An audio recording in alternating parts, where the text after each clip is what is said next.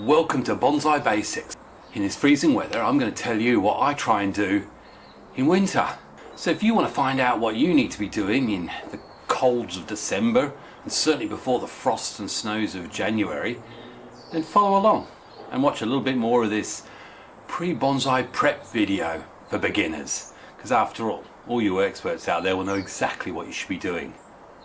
Oh, cheers and enjoy.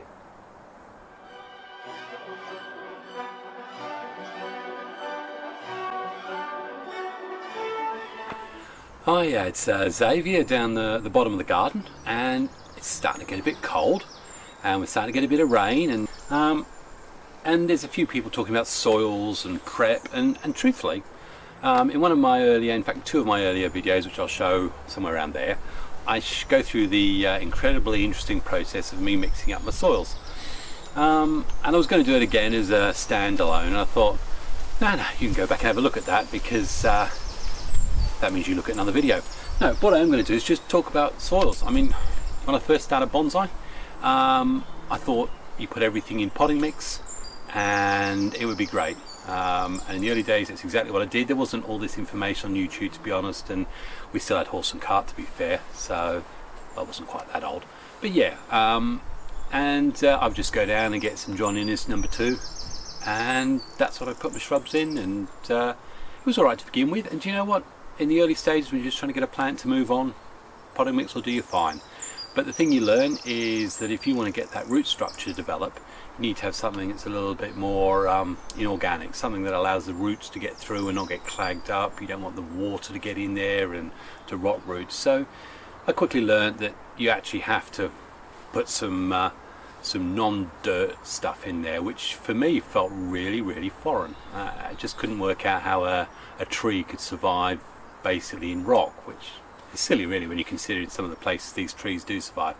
But anyway, over the years I slowly put more and more inorganic substances into my soil mix until eventually we get to the point where we are now, where I'm literally 90% inorganic, with just a little bit of whatever the local special is down for compost.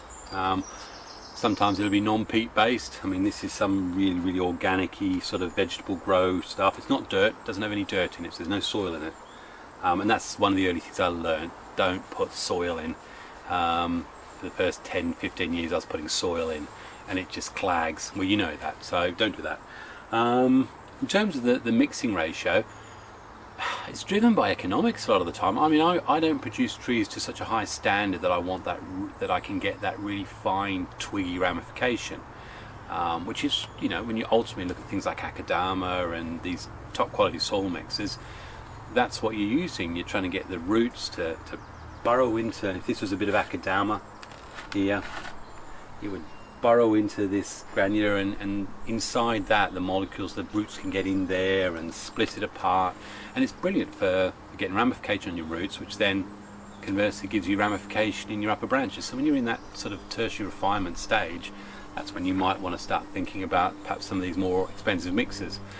But for most of us who are, all our trees are either in just started or in development. I mean, mine seem to be in development for a very, very long time, then you don't need to be looking to that degree of cost and expertise. I don't know. You know, it's not that if you can afford to do it, then hey, put it in Akadama. Why not? It's the best for it, or one of the best. But no. So what do? Eventually, I got to the point where I'm normally about 80% or inorganic, 20% organic. So that for me, I ended up going, once the Akadama went above £17 a bag.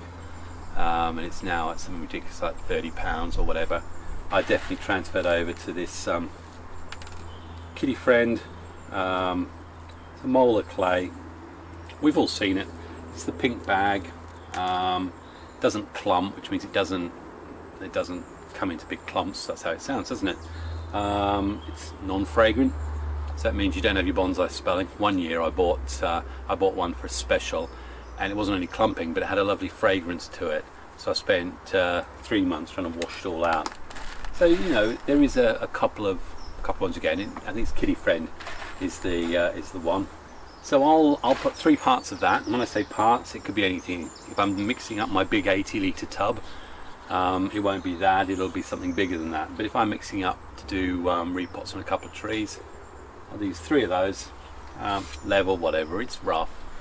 And then I started off with perlite, the white balls, and they worked fine, but I found they floated too much. And I didn't like how they looked in the pot. So I went for a medium grain vermiculite,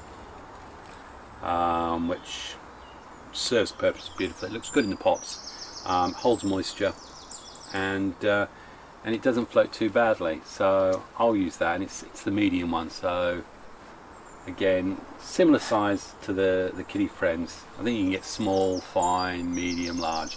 I made the mistake of getting small once, and it floated away. So I'll mix 3 of those to 1.5 of those, and this is about budgets and what you've got, but in the end it'll work out to about 80% inorganic. And then I'll have either grit, this is called golden grit, it's 2 to 5 mil stones, and to be honest, this is my replacement for lava. It's not the same by any way, shape or the form. To be honest, it's a filler. I can't afford to fill it with completely Kitty Friend. I can't afford lava, and I've got too many trees to be mixing it all up, so, and same with vermiculite's good. Or if I've got there's a finer one that's almost aquarium grit, but I tried that, it just got too sandy, and yeah, it was okay in some of the Mame ones I've used it. But again, so it'll be 3, 1 and then 2. So there's 6 parts of the inorganics, and then, as I say, sometimes I have a peat based one. This one I notice isn't peat based. Normally it's a peat based, but it's, to be fair, it's whichever mix the garden centre's doing, which is a special where you can get $5.99, 2 bags of. I think it was Jack's special last year, and I'd get 5 or 6 bags of it, and that's what I'm saying. So I'll mix up in those sort of ratios. But I have found that if you're in a more development, so in December time I'll be digging up some trees, I will use probably a little bit more of the organic, so I might bring it down to a sort of 70% ratio split. It's strange, when you're doing the Yamadori, you actually want to have something that's going to be great for reproduction, so you probably want to stay nearer the 80%. To be fair, I'll probably do that this year, but that's what I'll do. So it'll be 3, 2, 1. 1 is my mix. I've found over the last 3 or 4 years I've pretty well stuck with that, and it's worked out fine. You know, my trees aren't at that ramified state where I need to be worrying about the akadama and stuff like that. And maybe there'll be a few trees that I will spoil myself, but truthfully I can't afford it. So that's my mix, and at the moment that's exactly what I'm looking for right this moment. I go to there's a place where I get the Kitty Friends. I'll get 5 bags of that. I get a 100-litre bag or whatever of vermiculite. I get 5 bags of the golden grit from the local store, and the same 3 bags of this. And I think last year I made up 380 to 400 litres of potting mix. I think if you stick anywhere probably between 65-70% inorganic, then you're probably going to be fine with the sort of developmental trees. And I know, I saw Tony's videos and the mix he does, that's perfectly fine as well. I think the thing is that better that you learn to start making it yourself and experimenting in your local conditions, your local climate. I mean, I get a lot of wind up here, we get rain, but I've got quite a lot of shelter above me, so they don't tend to get soggy. Soggy, is that Japanese, is soggy? I'm doing that from Shogun. Anyway, so I'm not going to show you mixing it. There's a program on that. The other things I'll do at this time of year, and I'm literally just doing right now, this is all that's left of my wire. Double check, 3.5 mil, 3 millimeter, 2 millimeter, 6 mil. I noticed that at the moment on eBay, Sekatsu eBay shop is doing wire at $12.99, and then 15% discounts the more you buy. It's cheaper than the others by about £3.